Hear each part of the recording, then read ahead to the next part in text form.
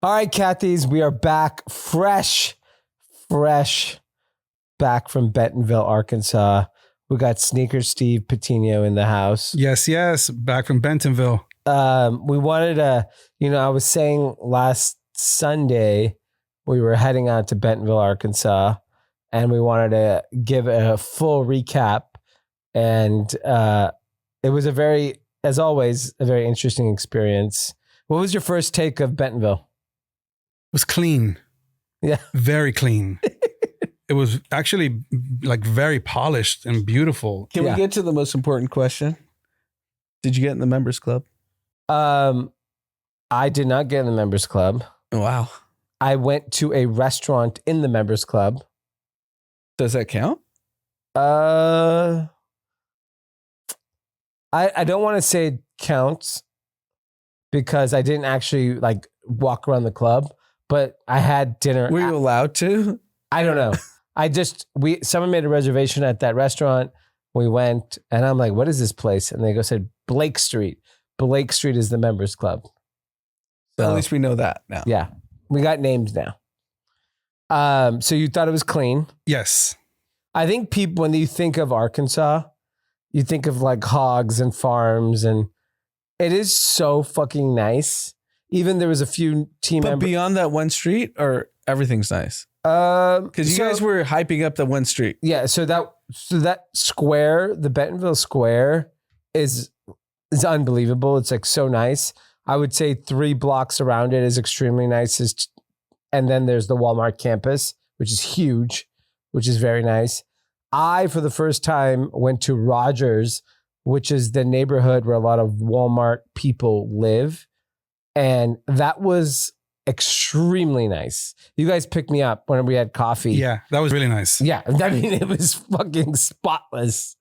I saw the healthiest food place I've ever had. Yeah. Like it felt healthier than Erewhon. So, I couldn't believe it. Yeah. That I would find that there. What you do notice when you're walking Walmart corporate, they're very healthy people.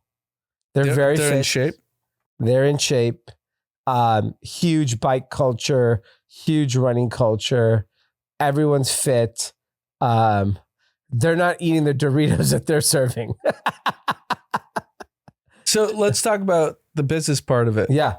So what you guys went for? Well, basically like the biggest sellers conference of the year? So there's a couple things. One, there's a big event called Open Call. Open Call is for new brands that want to sell into Walmart that are made in USA. So that process started almost a year ago. And the reason why we keep talking about this, because Walmart does $500 billion a year. Yes. Annually. It's the biggest revenue generator in the world. Yes. From any business. Just pure revenue. Yeah. And so doing business with Walmart is life-changing. So the first thing that we were attending was Open Call. And Ghost had a few brands at Open Call, Steve's being one of them. And, I think I had my first meeting about Alice Gray last year, literally 1 year ago. So we met with the supplier team and we were mentioning the brand. They were familiar with it. They knew about the Made in USA program, the sustainability of the shoe. And they were like, okay, cool. Let's talk about Open Call when we have it next. It takes that long to get us to the point where Steve ends up finally coming to Bentonville and being able to pitch. So Steve and I were on the same flight out there. When I tell you Steve was hustling, we land in Bentonville. He's like, do you know who that guy is? I'm like, I have no idea. And he's the White House chef. White House chef. And so Steve's shoe is for frontline workers. He recognized him. Apparently he's really famous and goes up to him talking about the shoe. He had met him in Chicago a few months earlier. So they had connected before. But like, as soon as I saw that, Steve brought out the shoe. I opened up how about this? I opened up my luggage at where you get your luggage. Bentonville Airport. I'm pitching. In baggage claim, I'm pitching. So the White House chef meaning like who's cooking for Trump? He is the only chef to ever, he's the chef for the Bush administration, the Obama administration, and Trump. He's a veteran. He has millions and millions of followers. He's jacked. He looks like Mr. T. Yeah. He's an incredible human being. He ran about a million miles. This gentleman is beyond human. He's called the real Chef Rush. And so Chef Rush is an incredible person. And he is one of the most famous celebrities in Korea.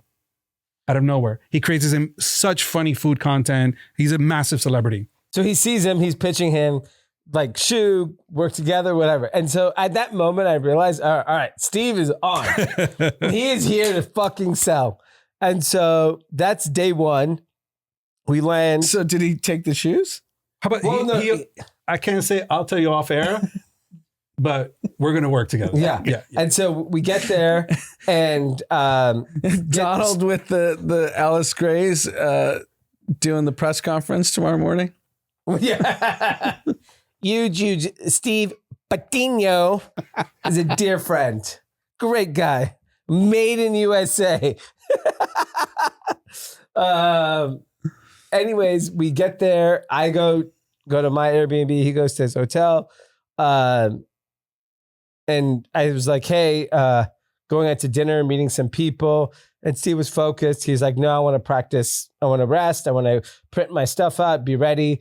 And then the next day we have to meet at 6:30 in the morning to get to the event where they basically welcome all the people for open call. And it's all leadership at Walmart and Sam's Club, welcoming everyone and telling them about what the future of Walmart looks like, made in USA and just all their initiatives. And it's probably a few hundred people. 500. 500 people. So out of 2,600 applicants, only 500 were accepted.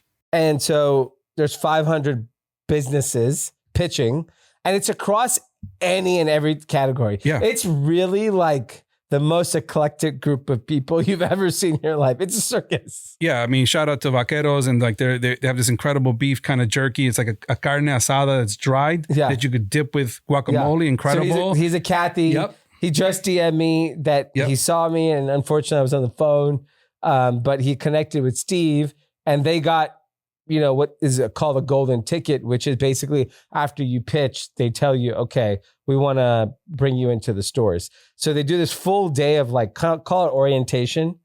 And then the next day you get to pitch. And so one of the guys that works with me, Robel, he's ex-Walmart, and you're only allowed 2 people in each thing. And then we have another brand called Marianella that was also out there. And so him and his mom were pitching that, and Robel and Steve were pitching Alice Gray. And so the night before, we're at David from Marianella's Airbnb. This should have been videotaped. Yeah. It was unbelievable. We had an ex-buyer that was basically coaching us on how to do it and what to say and how to think about everything. Then we're sitting there and David's finishing up his labels. Steve's printing out shit from Kinko's. It's really how to make it in America shit.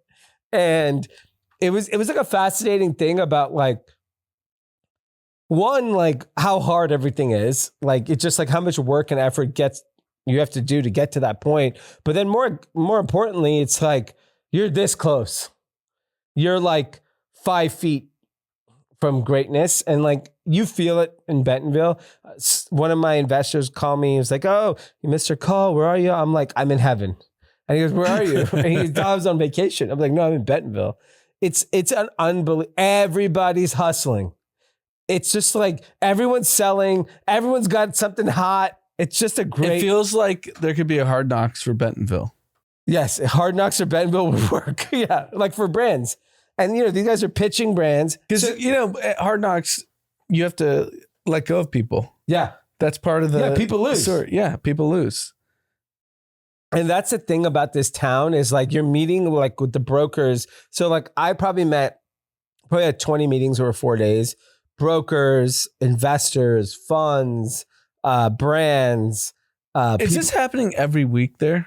So another cohort of people are coming in next week? Every day people are there to pitch. Because you have to remember, it's Walmart, it's Sam's Club. And Sam's Club is Ghost's biggest customer. People don't realize this. Sam's Club, which you probably never been to a Sam's Club. No, right? Most people have never been to Sam's Club because it's very regionally focused. Does over $100 billion a year of revenue. Is that that's included in the 500 billion Walmart does, right? Yeah, exactly. Yeah, but they do 100. Insane. Sam's Club, insane volume, and so these are just massive businesses, and so like there are so many people coming, and people forget like they're doing like I don't know, I'm just joking, but like $1 billion of nail clippers a year. Right. So someone's pitching nail clippers. People are picking beef jerky, shoes, cosmetics, video games. Dude wipes. Yeah. Dude wipes. How about this? So I'm there. By the way, there's like this like little like kind of communal area where they have food and coffee. Steve's pitching there. He's all of a sudden he's on stage pitching there. He's pitching everywhere. It was kind of like, I was thinking about it in Steve's context. It was like 8 Mile. You only get one shot, and he was at every mic, every open mic. He was out there hustling. He does a video shoot with some America 250, which is like the 250th anniversary of. I'm gonna be on national television. Yeah, nationwide. Yeah, it's incredible because one, thank you, Dee, for like all your support and just like the ability for you to help us get there. I think for all the Kathys, this is not overnight. I worked every single day for a year. You have to work with their sourcing team. You have to do a full competitive analysis. I'm talking about like a 40 to 50 page deck before you even get invited. Your product has to fill a void in the market and you have to have the data to back it up. Yeah. You only get 30 minutes. But what's so special about Walmart Open Call that happens only 1 year, they have a $350 billion budget to buy goods that are made, assembled in America. They've already hit their target of $250 billion. So $250 billion has already been spent. They doubled down and added another $350 billion on top of that. You're looking at almost $1 trillion to goods that are made and assembled in America to create 750,000 jobs here locally. And I was just telling Josh and the team is that when we get an order, that means that our factory gets order, our packaging company that comes out of here out of Pennsylvania gets an order, our 3PL here in LA gets an order. The podcast team is now having ability to create content. You get to create a newsletter for us. And so all of this is going right into the economy. That's why I was so hyped on the it. American economy. Well, exactly. Sean's Canadian, so yeah, we don't really want to support him. and like the incredible story. So when I pitched there, 2 huge things happened. One is I meet the CEO of Dude Wipes. He tells his story about being at Open Call. His first PO, $75,000. Guess what he's doing now in revenue with just Walmart, one customer? 50 million. $130 million. Yeah. I believe it. That's what 30 minutes in Bentonville will get you. Yeah. It can literally change your life. Change your life. I see Dude Wipes on all the sports shows. Yeah. It's a big business now. And I think you see it like Chomps, the beef jerky was there. There's just these brands that started Open Call that are massive. So like it's a testament to them to give brands a shot because that's not happening at a lot of retailers. Most retailers thumb their nose at newcomer. And we know we've been pitching every retail in the world for 20 years. A new brand, get the fuck out of here. If you're not somebody, you do not get the time of day. So you obviously see that it can change any business's trajectory overnight. But obviously there's 20 years behind that people don't understand. What did you take away from the last week that you're like, okay, here are things that I think are going to work and here are the next like catalysts that I need to like move on? Yeah. The biggest takeaway is data. They are serious. You have to show the data and the proof of why you belong on their shelves. Yeah. And if you don't have that, you're not going in. And then the second after that is then the creating, making sure that's just half of it. And then once the product goes on the shelves and online, then you need to make sure that you have a plan and a go-to-market strategy to be able to get the product out of there. And we were able to show that to them. Yeah, I think the most interesting thing is that like everyone has a shot. Obviously, like getting to that room is not easy. You need companies like Ghost. You need the right people to get you into the room. But if you actually prepare, you really have a real shot at making it happen. And one of the things I told Steve in beginning, like normally small talk is like a big part of the sales process. And I told him, no fucking small talk. These people do not want to talk about the weather. They don't want to talk. They're so serious. They don't want to talk about the Razorbacks. They don't want to talk about nothing. They're there. They're giving you like basically 5 minutes. You have to kind of, and I mean, I don't know if you want to share your process, but like it's a roller coaster every meeting with these buyers. Yeah. I mean, one, you have 30 minutes to get in and they're clocking you and they say, all right, go, Steve, it's your time. Because if not, we're going to get kicked out. That's how they start the meeting. Yeah. And so you go and you better be ready and you better have all of the answers because if not, you're not getting a chance. Yeah. Is it like American Idol? They just keep quizzing you? Yeah. Yeah. It's Shark Tank. It's like a Shark Tank and everyone's there. You got a guy in like a made in USA sequence thing and he's selling like rakes and another guy's selling, tacos. Another guy's selling vitamin water. The next guy is selling ladders. It is crazy. It looks like a circus, like a Shark Tank circus. But when you're pitching, it's just you and them. Yeah. And you're in a small room and you just go and you better be ready. And so. And how'd it go, Steve? I can just say this. They want to do business with the less Gray. Yeah. you know what? It's funny. There's actually like this is like proven by data. Judges who make convictions before lunch oftentimes give harsher sentences because they're hungry. I heard that too. Yeah, so I made sure I was happy that we had a 9:30 appointment because if it's like 11:30, yeah. And I pulled and the judge this is proven data, it's science that judges at 11:30 they'll be like, I just want to get the fuck out of here. Yeah. I want to go to lunch. All right, yeah, 10 years. It's because he was hungry. If you had a snack, you need a chomp. Yeah. Which is actually crazy. But it could also influence decisions like this easily. Oh, for sure. Yeah, I mean, like if your team didn't win the night before.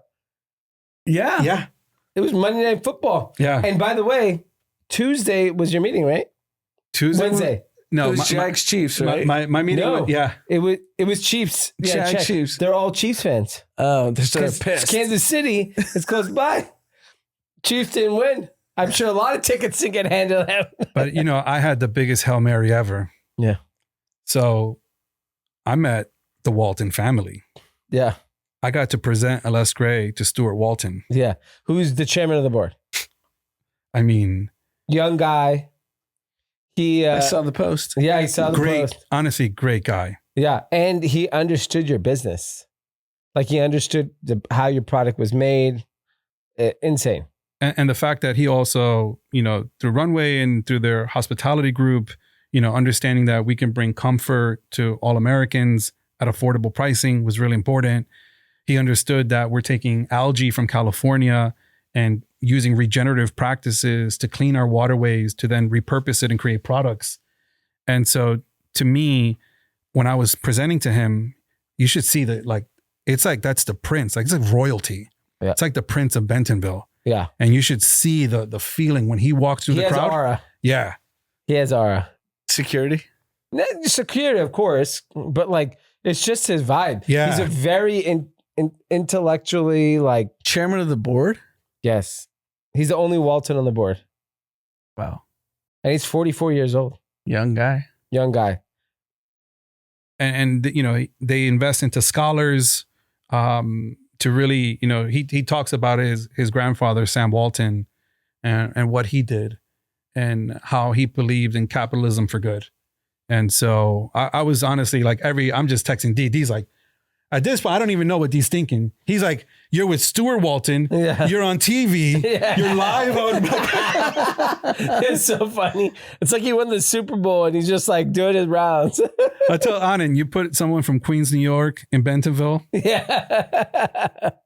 No, it was awesome. It was a really fun to see you just go for it. And, you got the result you wanted. And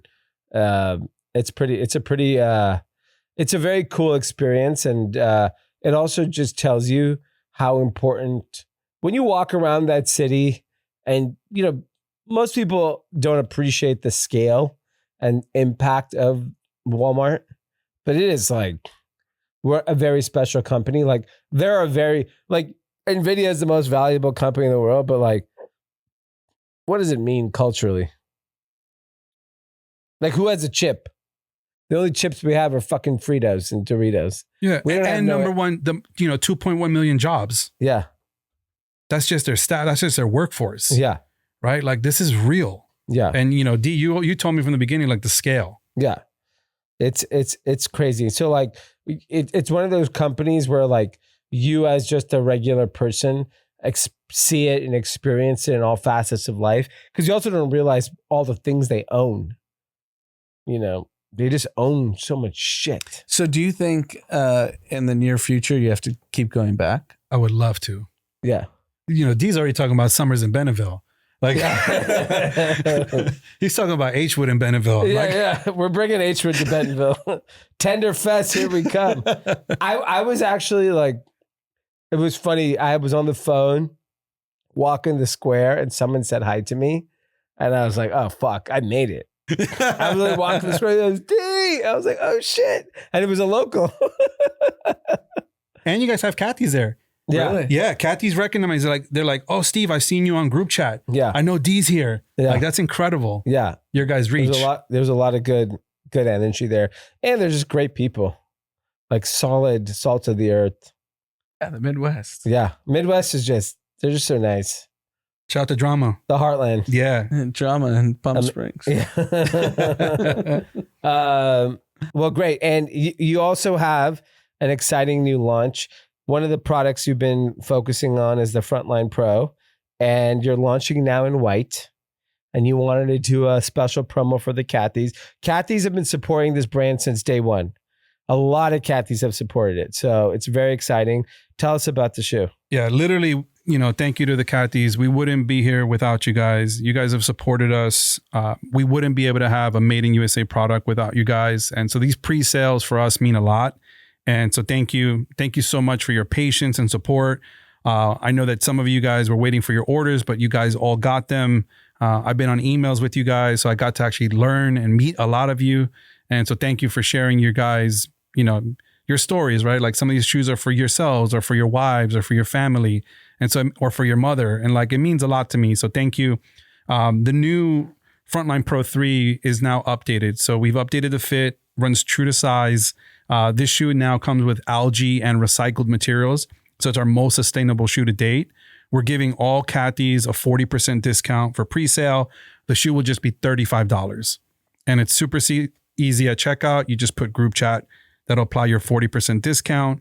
We're shipping the shoes to you guys in January.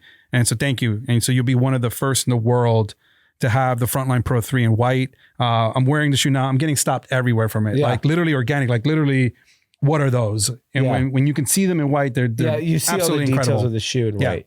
It's really amazing. And so thank you to the Cathys. Let'sgray.com, group chat, the code. ALESGREY.com. Use the code group chat, 40% off, which brings a total of what? $35. That's it. $35. You can't get that anywhere in the world. Made in USA shoe, extremely comfortable, fully sustainable. America. Yeah.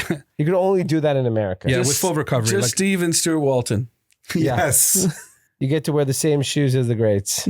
I love that. Thank you, Cathys. Yeah, congrats, Steve. We're happy for you. It was very exciting to watch all week. Thank you, Dee, for all your support. Of course. All right, we're going to get into some news. All right, the big news. What do we got? I have a lot. So where do you want to start? The biggest news was Trump wakes up Friday morning, says Xi sent a very nasty note. Nasty son of a bitch. Xi Jinping says that he's not, he's going to have export controls around rare earth. He's not being a nice guy. Mm-hmm. So people get spooked. Market starts to dump. Yeah, S&P was down 3.5%. No, but not at first. At first, it was just down. Then Trump says 100% tariff. Market completely shits the bed. S&P down, NASDAQ down, crypto down, and just complete shit show in 24 hours. And then all the doomsday stuff comes out. Okay, the market was heavily over leveraged. This was just a catalyst to create panic. And I don't know if you saw the news. It was a misunderstanding. It's over.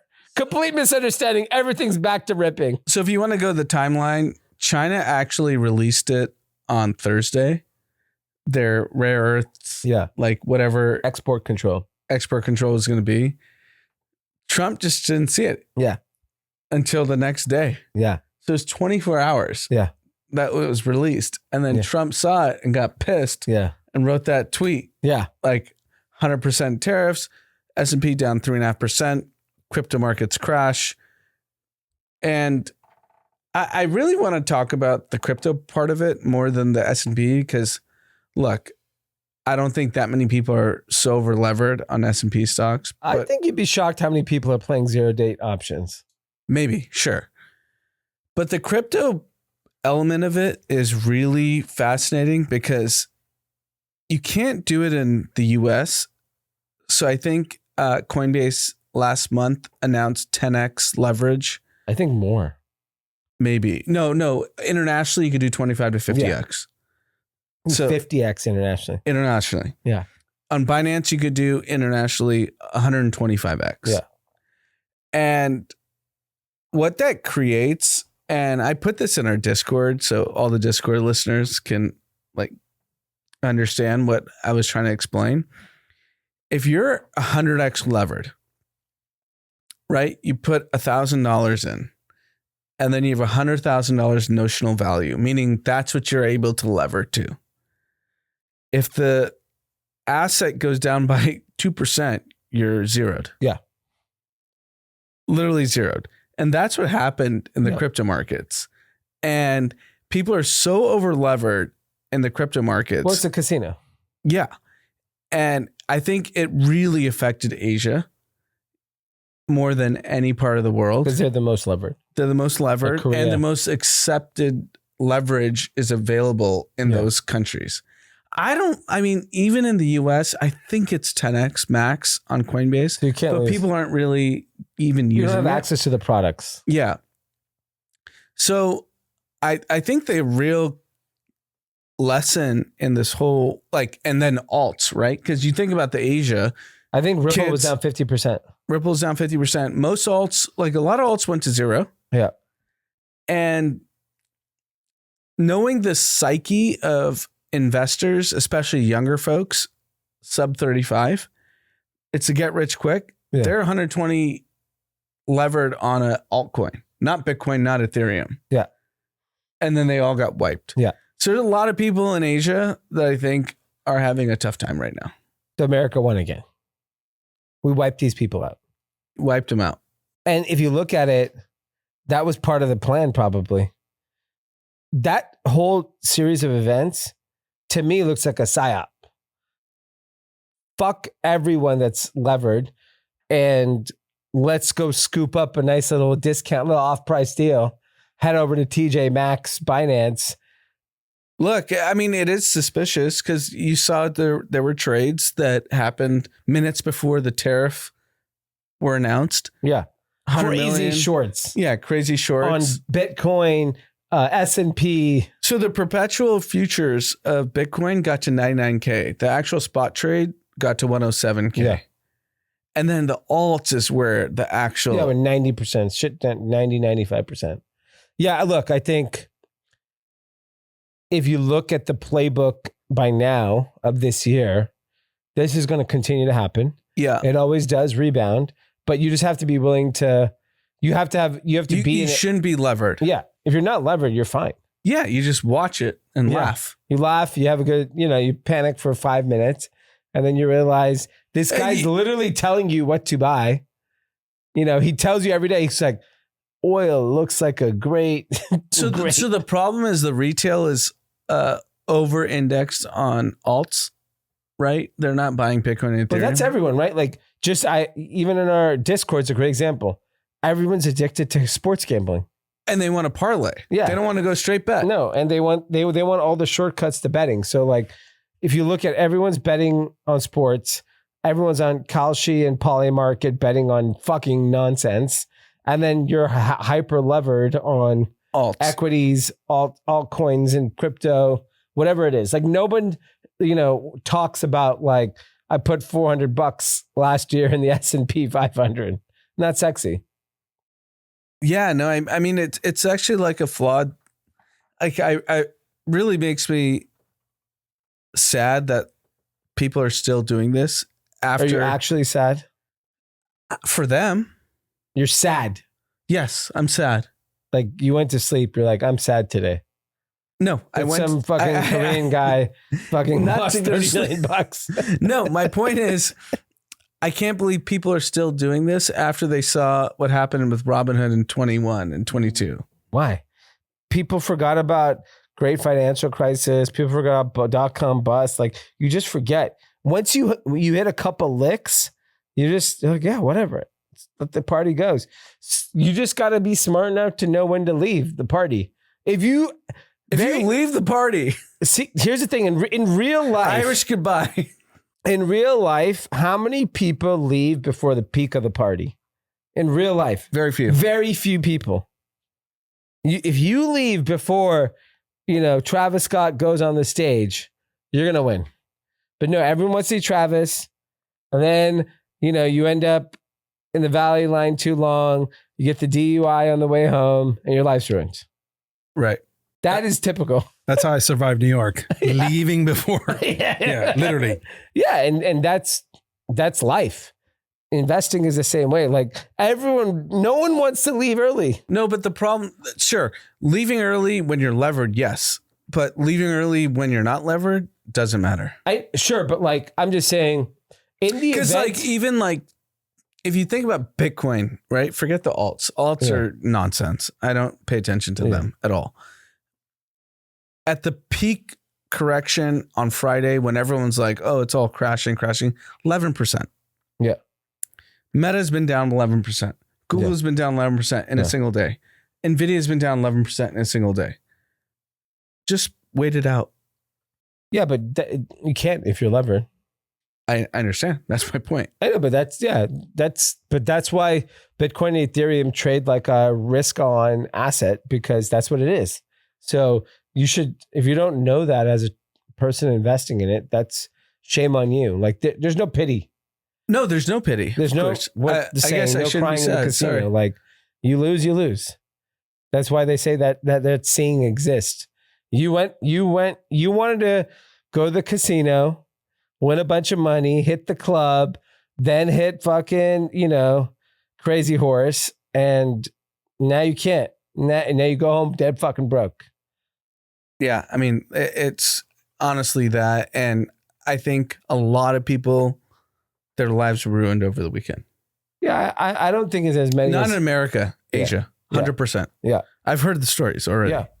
Well, I only know America stories because I'm America. Yeah, America first is fine. Yeah. Because you can't lever that much. Yeah, because Asia second, you can lever. Asia second that's why they're second.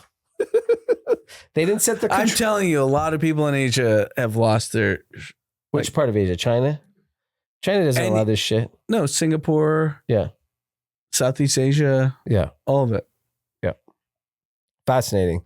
I think tomorrow you already see that like markets are already rebounding. He said Xi and him are great friends and it's not a big deal. He literally said not a big deal. So shit's about to rip and things are back to normal. What is kind of another big interesting part of this, the government is still shut down and they're officially laying people off. Yep. The furloughs went to layoffs. I think the shutdown is another psyop of like, there's no effort by either party to move on from the government shutdown. So I'm guessing that like, it's an incredible, it's same way that every large company is saying, we've installed AI, we're going to cut the workforce by 10%. And that's not really what's happening. They just want to cut 10% because they're bloated. This is a great cover for the US government. They know they're bloated. They're probably bloated by 30% from a staffing standpoint. So what is the best excuse they have? Oh, the government shut down. We can't agree. Republicans want to deport everyone. Democrats want to give every transgender free health insurance and $100,000, whatever it is. Like they found these like talking points and they're not coming together. And they're like, fuck it. We can fire everyone. So I watched Meet the Press this morning, which actually has a bipartisan guest. Yeah. JD Vance was on. Democratic senators were on. I do not believe that the government will be open by the end of the year. End of the year. That's bad. The way they were talking. Whoa, yeah, they're not close. They're not even close. Yeah. And we're in mid-October. So taxes are due in a few days. What do you think about that? Do we have to pay? Or should we just roll the dice? I honestly don't think by year end. From what I heard. Yeah. From both sides. But that's might be just all posturing, right? Like they could be Xi and Trump are about to go World War III on Friday. But Trump knows and Xi knows that actually affects the global world. This affects a subset of the world. I actually think it affects a lot more than we think. Even last week, I was lighthearted about it. The government shutdown, whatever. A week later, I'm genuinely concerned now because I think it's a cover to gut jobs. And the largest employer in America is the federal government. Yeah. And then that will trickle to state and that will trickle to local. And we will have like mass issues from an employment standpoint that I am a little concerned about that I was not concerned about a week ago. Because if there's no reason to resolve, because these guys aren't in reality. They don't give a shit. They don't actually care about jobs. No. So they're in it for power. And the right move is to just say, fuck it. I'm not agreeing to anything. I know. That's my fear. Yeah. But, I'm not saying like I want people to not have paychecks and furloughed and all that. But the rhetoric I heard this morning, Sunday morning on Meet the Press. So someone has to cave and give in. And so we'll have to see who it is. The real issue, and like not to get political, they badger the Democrats so much now, the Republicans do, because they're in power. Yeah. That they're just going to be like, no, we're not going to give in. Yeah. They just keep calling Schumer the radical left. If you keep getting told that, you're going to be like, it's human psychology. Yeah. You're going to be like, no, I'm not giving in. Yeah, but the Democrats are supposed to be the party of the people, right? The Socialist Party. And they're... I know, but but I'm saying human psychology, if you keep getting told you're a piece of shit by someone else, why would you give in to them? I agree. I think... It's nothing to do with politics. Yeah. It's just human. Yeah. Yeah, they're screwed. And unfortunately, it's going to hurt Americans.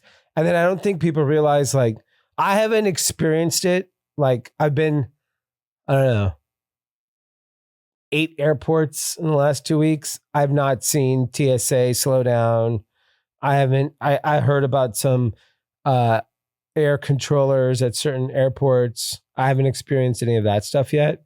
But I know that I think our mom's in DC today and she's wanting to go to the museum and the museum isn't open because the federal government shut down.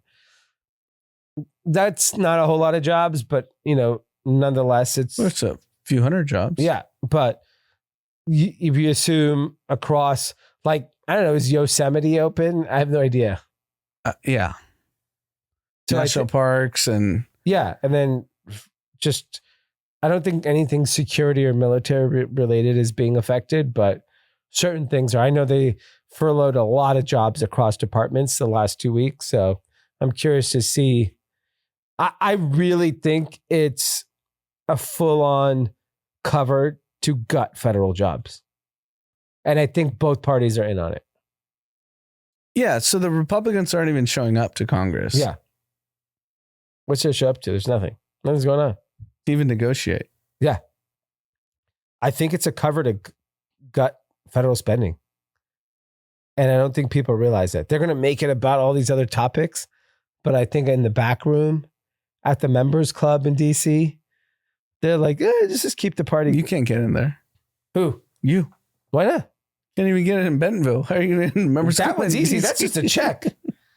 I give Eric Trump a check. He's letting me in. The one thing about this administration, a check gets you into control. There's no Fair. more of this like, oh, did you go to school here or did you do this? None of that elitist bullshit. It's just money. That's fair.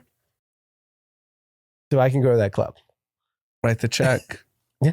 Tell us I how know much someone the that check wrote is. the check, so I could just tag along with somebody. But yeah, it's good. And speaking of a very exciting thing that's happening with the Trump family, looks like young Barron is going to get his first board. There's rumors that Barron Trump will be on the board of TikTok. And there's rumors Barron has a multi-$100 million crypto wallet. Yes. So, and this is investment advice, but not from me, but from the president of the United States. This guy is telling you what's about to happen. He told you when to buy stocks. He told you when to buy Ethereum. Yeah. He told you when to buy Bitcoin. He said, I don't know if you heard this, gas is going to $2. So oil is going down. Oil's fucked. You do not want to own oil. He said, we're going to have gas at $2. It's going to $2. Everything he says is happening. He's letting everyone's like, oh, the Trump mafia. No, when he said buy the dip, I bought it.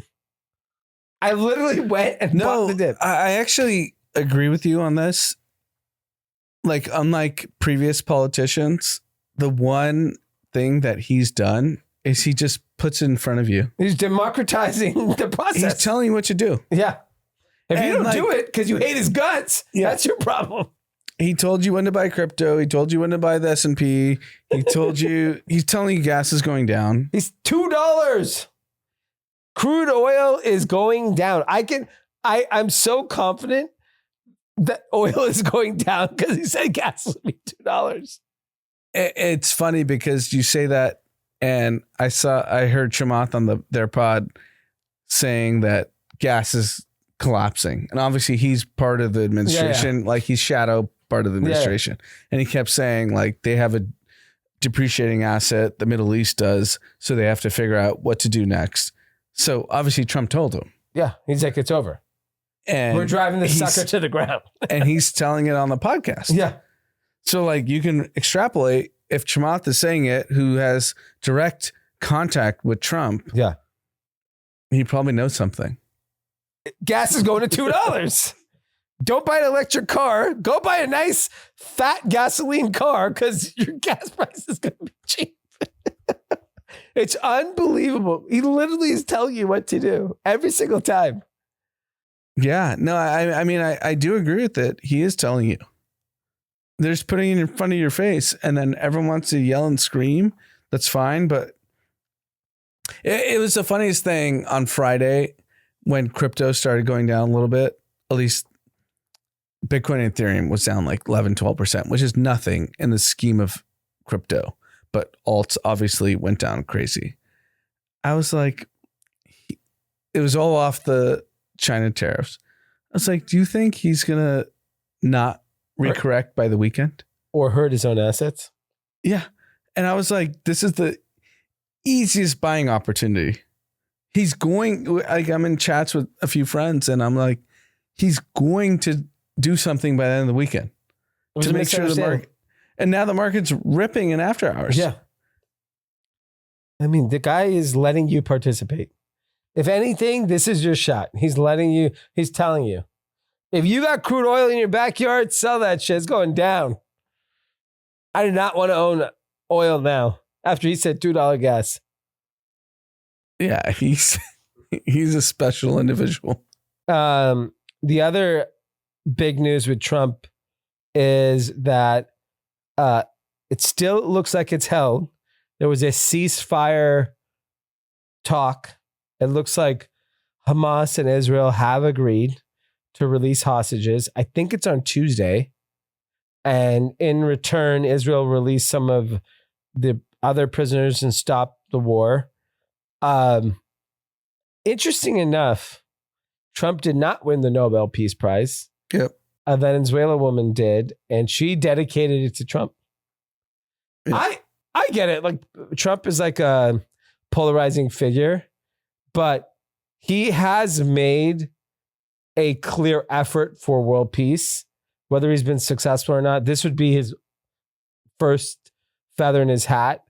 And I think the timing of it, he needed to do it a week earlier to get the Nobel Prize. I think the timing was off. He has not delivered on Ukraine and Russia. So that is like, it's been an important thing for him. But I think if he delivered that, he would have won the prize. But I do think Trump is at a point where, like, his first term, you never felt that it was about legacy. It was just about, well, I'm going to be myself. I think this term, it's all about legacy. And so he wants that fucking, think about what's left for him. He got two presidencies.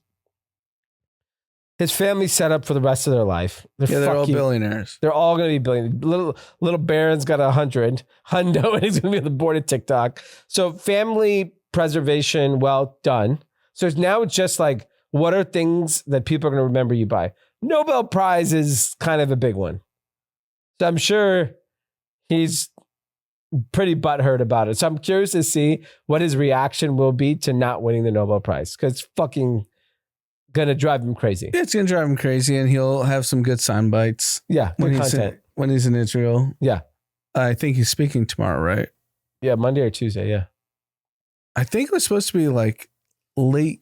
So we're recording Sunday maybe night. Late American time Monday. So Yeah. Tuesday morning. No, I think it's Monday evening.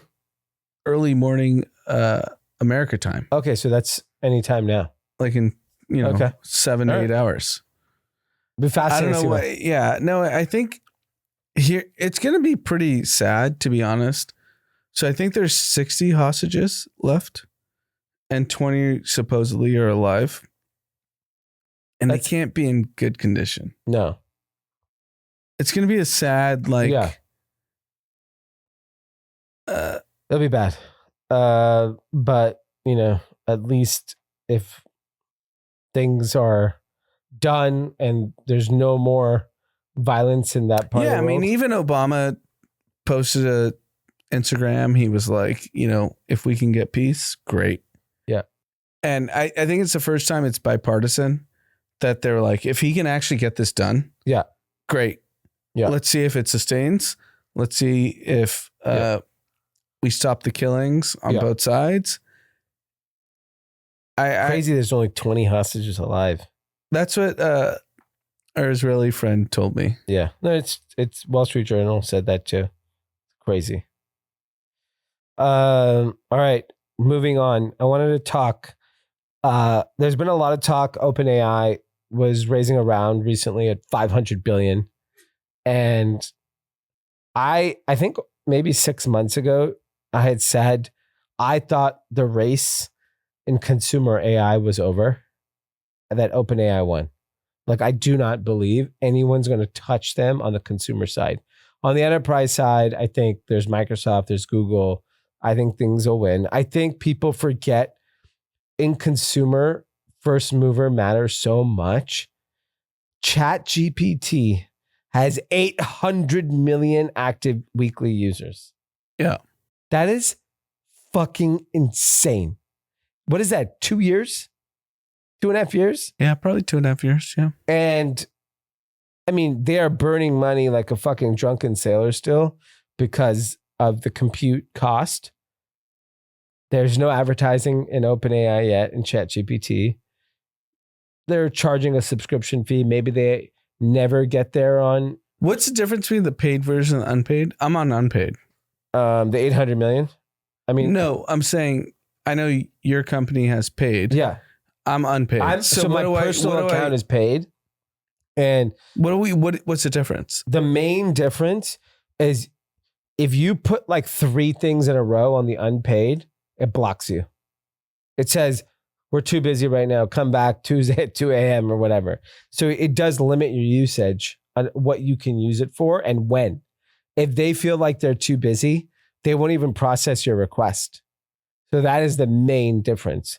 So if you're only checking once a week or twice a week, then being on the unpaid version is way better. Because why pay for it? But so I started an unpaid version, and then one night I asked like 50 questions, and then it's like, I have to wait. You got throttled. It got throttled, and I was like, fuck that. Like I want my answer now. So I started paying $30 a month for it. But they have 800 million total users. I don't know how much are paid versus Like unpaid. 10%, if I had to guess. But like, it is insane. This is thinking about it. It's like the equivalent of paying for Google search early on in Google, which we would never have. Early internet was always free. And now the model is completely changed. You pay for shit now. And so I look at a company like OpenAI, and yes, they're losing money, but they're growing so fast. And then Sora, I don't know if you've seen what's happening with Sora, which is a text to video AI release that OpenAI did. So you have to get invited, and no one's invited me yet. So I haven't got a chance to play with it, but I've seen the content people have put out. It's fucking nuts. Absolutely nuts. And I think, first of all, I think for creating content, it's the most revolutionary thing. And we saw with someone at Open Call who used it for their video. Phenomenal. It was incredible. It was like a what would cost you, like if I had to hire somebody, it'd be like $30,000 production. Yes. You did it with nothing. Yeah, with like $30 video. Yeah. My biggest thing that I took away from it though is I actually think all of this AI ability to create content is actually going to kill social media. I think it's going to really, really hurt social media. In what sense? Sorry. So I'm going to start by sharing this really interesting chart that a lot of people are sharing from Financial Times. Social media usage peaked in 2022 in every fucking demographic except 55 to 64. So 16 to 24, it's down. 25 to 34, it's down. And social media encapsulates what? Instagram, TikTok, all that. But not streaming. Live streaming? No, because I wouldn't say that's social, right? That's just consuming. No, like if you're watching Aiden Ross, Kai Snot. I don't think that's social media. I think that's competes with Netflix and YouTube. Okay. In my opinion. I don't think that would count as that. But take streaming, that's 15 to 30, right? Like every fucking demo except for 55 to 64 is down. And in 16 to 24, it went down dramatically. And one of the reasons when they did surveys is because so much of the content is completely fake. So like, think about like early social media. It was so, even I look at my Instagram usage, it's fucking nothing. It's negligible. I do not, because first of all, most of my friends don't post anything personal. Like no one's actually sharing their real life anymore. And everything else is manufactured.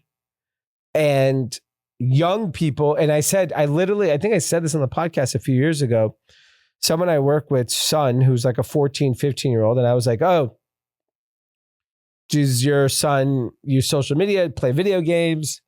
And he was like, no, he's not interested in social media. He basically said that it's like, I don't know, not cool to share.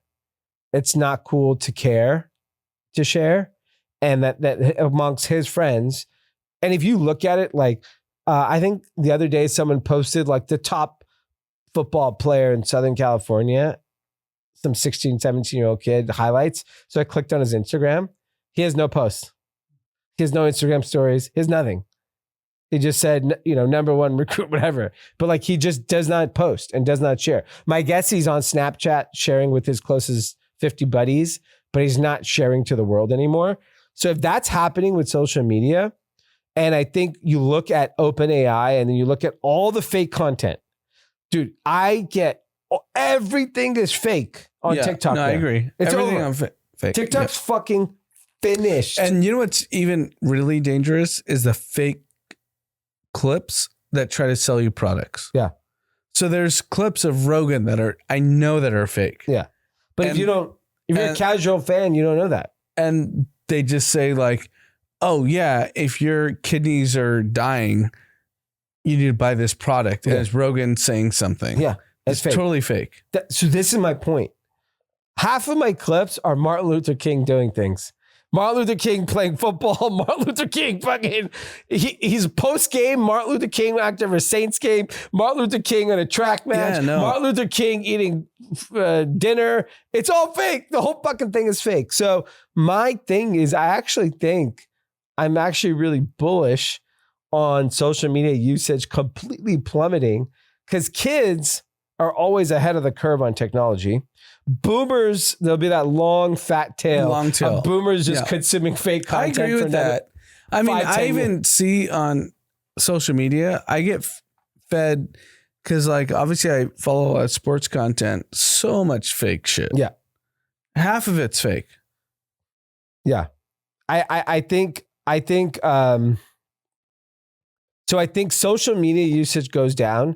I don't think internet usage is going down. Like it's just going other places. Like someone made a comment on this post that it's going to gambling sites, it's going to OnlyFans, it's going to porn, it's going to other places. So I don't think internet usage is going down. No. But what I do think is happening is similarly, the wealthiest people in this country were the earliest people to get on the internet.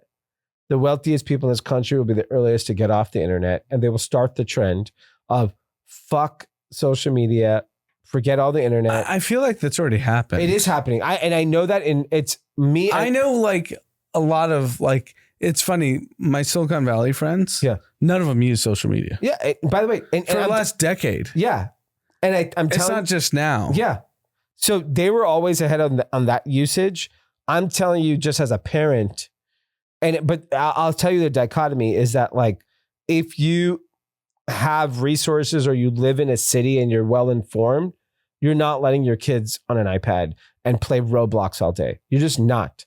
And because you know the damage that it will do to you long term. Yeah. Do I think you can't be exposed to those things? I think it's fine and they'll play and whatever. But ultimately, the pendulum is going to swing the other way, and you're going to end up seeing all these people spend a ton of time on back. And this is why youth sports has fucking exploded. It's on a nonstop freight train of how many people are playing sports in every sport, boys, girls, every level from advanced to beginner. It is because like, if you have the money or you have the time, being outside is just, we know it's better. No one can make the argument that playing video games is fucking better than being outside. I just do not believe that. That's fair. I think social media becomes soda, right? Where you're like, oh, you drink soda? Yeah. Yeah. You feel it. Like, yeah. You even feel it like when you see people who post when they have like 50 ticks. You're like, whoa, why do you have so many ticks? Yeah. Too many ticks. I don't click on any of those ticks. Yeah. And I scroll straight through. Yeah. I'm looking for 1 tick, 1 to 5 ticks. I mean, this is like aging ourselves. Like what I'd like to see is a friend and seeing their family and what their kids do, what they do. Cause like you don't get to see them all the time. Yeah. Well, that's like, cool. I would take it one step deeper is I want to see what you're actually doing. Nobody's sharing what they're actually doing. No, it's all a doctored version, but that's been the case for 15 years. No, not early social media. That's what made it cool. Everyone shared everything back then. I can't fucking waste it. Fuck this. Blah, blah. You can't do that anymore. No, you can't. Your life gets ruined. So yeah. So everyone's just going back to getting wasted and not sharing it. Fuck you. I'm having the greatest time of my life and I'm not going to tell you anymore because you ruined my life when I told you I was having too much fun. What do we got next? Yeah, I think it's a pretty fascinating thing. So I want to end on one last topic. I want to talk about. Actually, we have two topics. The first one being holiday budgets. So there's a survey that was done that they said that consumers are cutting their budget by 10%, and they were talking about people that earn less than $50,000 a year. We're going to cut their budget by 10%. I'm really curious how much of that's a huge cut, by the way, cutting your spend that much for the holiday season. If people under 50,000 cut that much, does it actually have an impact on total holiday spend? If the richest people increase their spend by 2%, has no impact. Yeah. And so, because I mean, you travel more than anyone I know, and I know prices for business class and first class tickets have not gone down. Yeah. Well, that's one kind of thing. So it doesn't matter. Yeah. Because you can extract from the rich. Yeah. Hotels in New York, I mean, I've heard are absolutely the top egregious. hotels are. Yeah. You know, a mid-tier hotel is pretty reasonably priced. Yeah. If you want to stay in a 4 or 5 star hotel, it's very expensive. I mean, everywhere, any city in the world, 4 or 5 star hotels. It doesn't matter. Yeah. But it is a pretty interesting thing that like, I'm like Cabo prices aren't coming down. Hey, I'll put it like this. There's a video that's going around that the cartel has warned people not to go to Cabo, specifically Cabo, Cancun, and no prices have dropped. Nothing. That's why, I was talking about it because we went last year for New Year's, and I was like, my wife was talking about it. It's like, what should we do? And I'm like, look, here's my opinion. If the price drops, we can make the decision not to go because that means people are genuinely scared. If the price does not drop, then I kind of got to roll the dice here. I don't know. The capitalism is playing itself out. Do people believe that the cartels are going to? Yeah, the date was October 5th. So we're now October 12th. I haven't checked the rates in a week. No, my point is, have Americans been killed? No, but it's just a threat. No, they said starting October 5th. Oh, they're going to start killing people. Yeah. Well, I don't know. Maybe they are. It's 5th and 12th. I don't know what's going on. We would hear. Yeah, you should. I don't know if it's like a mass shootout. Even if one kid, or one person got killed, we would hear. Yeah, maybe. I don't know. Maybe it's all fake. It could be fake. It could have been a fake AI video, a fake AI. No, there was actual posters. What? There's pictures of posters. It could be fake. No, in Cabo. Could be fake. At Squid Row. Could be fake. How can you prove it's real? I can't.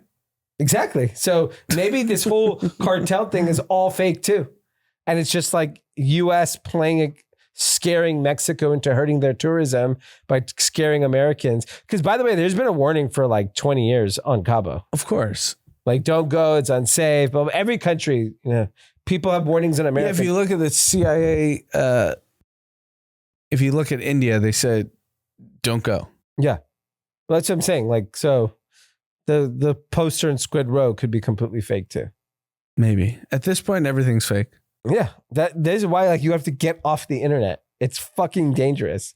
You have to talk to people, maybe read the newspaper. I don't know. I don't know what to put up the newspaper with your coffee. Yeah. A lot of great coffee in Bentonville. Great matcha. Yeah. I'm a matcha snob. Yeah. I was like, wow. Yeah. You were asking, do they have matcha? I was like, the place is clean. Do they got Pilates? Yes. They did. They had a hot girl Pilates spot right near where I was staying. Literally looks like the trendiest Pilates place. That's good. They had a lot, actually. All right. Last, Nike reported earnings. They actually beat on revenue, beat on earnings. Stock got a little bit of pop, but went down in the past few days. And I like to use my travels as a pretty good gauge on the general US consumer. And I have to say, it's On Running. They're the fucking king. Everybody's wearing On. And not only are they wearing the shoes, Now they're wearing the apparel. And I look at Nike and I don't see it on feet in the places where they should be on feet. Like, sure, you see people wearing the Travis Scott shoes or like the fancy Jordans or the fancy Dunks, but like your generic run-of-the-mill shoe, damn, it's crazy.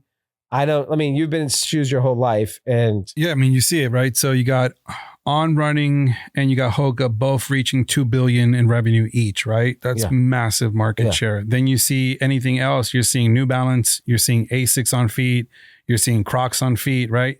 Right there, that's 5 together. And then you look at Skechers. Skechers is doing 10 billion. Skechers is doing 10 billion. 10 billion. Skechers is doing more than On, all Hoka. That's what I'm going for. Yeah. Yeah. But the fact that Skechers is doing 10, and I think what Nike does, what, 20, 30? I don't know, 40? Yeah, 40 plus. Yeah. Just in shoes. No, everything. Total. Everything. Oh. So shoes is probably what, 30, 40%? No, probably more. I would say shoes is their 50%. business. Yeah. I mean, apparel, like, there's nowhere near the amount of apparel of Nike being worn the way that it was back in the day. And if you think about the U.S., the impact of the U.S. on shoes. So what happens, we all know the trickle down, right? So all of a sudden, everyone comes to the U.S., you don't see Nikes no more. Yeah. What happened to the rest of the world? Yeah. Right? Like that business might be international Nike globally through all the countries. But once you come here, you don't see it. Yeah. It's a scary time for the brand. And and we've talked about Nike so much on this podcast. Like, I don't actually know what they do. Because I don't know if you're going to fluke and get another LeBron or Tiger. There may never be another LeBron or Tiger. Yeah, I mean, Ohtani's a New Balance guy. And he's like the future of baseball. Yeah.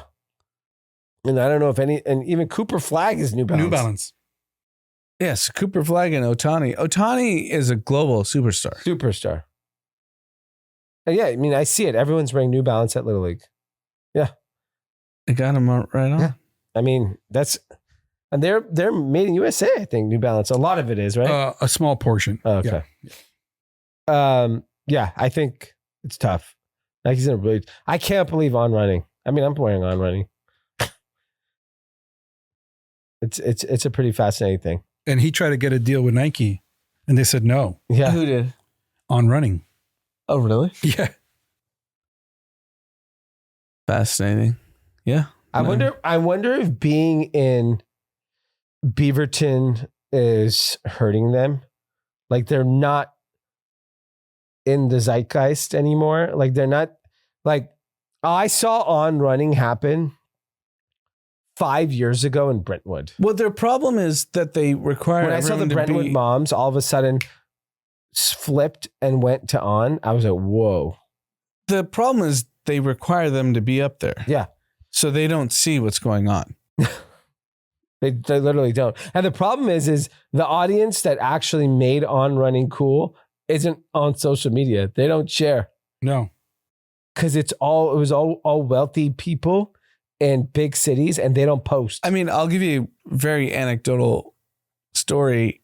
When Amanda and I were out like a few weeks ago, our nanny took Vivian to school, and she came home and joked. She's like, every single person's wearing aloe.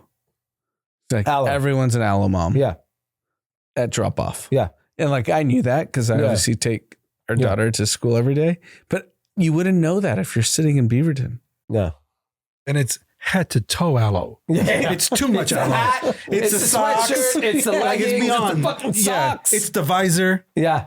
I do drop off also. Yeah. So yeah, it's too much. It's It's a lot of aloe. Yeah. And then what happens is, But the point is they don't see that no. when they're in Beaverton. No. But you see it when you're in LA, you're like, oh my God, everyone's wearing aloe. Yeah. And frankly, ever since the shift happened from New York to LA in fashion, everything starts in LA. If you pop in LA, Aloe's LA, everything happened in LA first. These brands are just, and they're huge. They're all doing billions. Aloe, billion. You know, all these brands are just massive. Skims, Summer Friday, Road, all LA. Yeah. Yeah. Massive, massive, massive businesses. Yeah. I mean, I don't know why Nike doesn't have like I know they have an office in LA, but like, I don't think those people have decision-making powers. I mean, they really should just go drop-offs of private schools. You see it. You see what's trending. I said it last year, first day of school, last year. I said, when I saw kids with On and Hokas, I was like, oh, Nike's fucked. Because those kids, their only connection to anything is some sports star. Yeah. And if they're not wearing it, like my kids wear Nike, like when it comes to like jerseys and stuff. But like we were, they wear Solomon and New Balance, and they have like one Nike shoe each, I think. Well, you know what? They messed up, right? They went out of retail. Yeah. And that's it. That shelf space is so precious. Yeah. And they lost a generation. Yeah. Which is crazy. I think it's going to be tough to ever come back. Like it'll always be this massive brand and a massive business, but to be like piping hot like that is pretty hard. I don't see mom's Nike. Do you? At all? No. No, zero. No, it's New Balance, it's Asics, it's On, and it's Hoka. Yeah.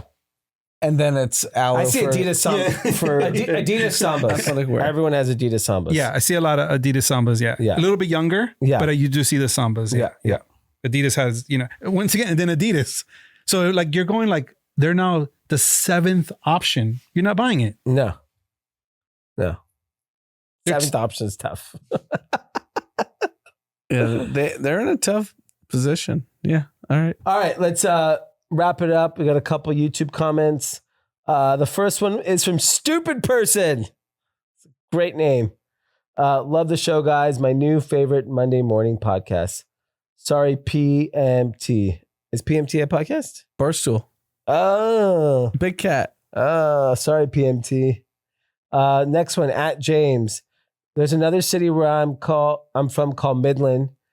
MI that is really built around one company called Dow Chemical. Very wealthy, educated city. I know Midland only because I started watching Landman.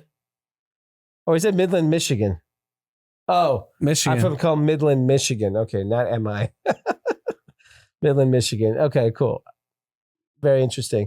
I feel like that's a few cities around the country have like that corporate vibe where everyone's there for a particular reason. The next one from Andy. Good luck to the Mariners in the next round of the playoffs. We've been terrible for most of my life, and it's exciting playing baseball in October. So much buzz and hype in Seattle right now. It's awesome. It's so nice to be in like a winning city. Yeah. Like LA always has somebody. Someone wins. Someone's winning. The Kings, the Dodgers, the Lakers, Chargers, the Rams. Between the Rams, Dodgers, and Lakers, someone's winning every year. Yeah. I got off the Uber. The guy goes, yeah, I think we just won again. Yeah. Like to the playoff game. From Micah, huge shout out to Anand's close personal friend, the great Ryan Braun. Yeah, Nobody Ryan, hypes a crowd like Brawny. Incredible performance by the Brew Crew last night. The Brewers are winners, and they're going to sweep the Dodgers in the next round. Everyone says it can't be done. Wrong. So I don't know if Mike is from Milwaukee, but I sent the video to you guys. Yeah, it's so awesome. He hyped them up before the game. And apparently he told me he went in the locker room before the game to pump him up. And everyone was nervous. Yeah. And I probably shouldn't be sharing it, but I will. Yeah. The owner was like, you changed the game. Wow. He's like, they were all nervous and you came into the locker room and calmed them all down and been like, yo, you get after it. Good luck calming them in against the Dodgers, though. Yeah, Ohtani. When Shohei shows up and speaks when back to Japan. He looks calm. He looks so calm. Yeah. The guy's got like 4 or 5 bets going. You think he's worried about baseball? He got so much action on these games. Yeah, the Monday Night Football game. Yeah. He's more worried about what's going to happen during that game. If the Commanders are going to beat the Bears, hitting a home run is fucking child's play. But yeah, it'll be a fun series. From Andre, shout out to Jad, group chat listener and past guest. I got my biggest career move to date because of him in group chat. Now it's time for me to stretch my wings and fly. I'm moving on, but learned so much. D, owe you lunch for giving him my resume. Love, Andre. A lunch?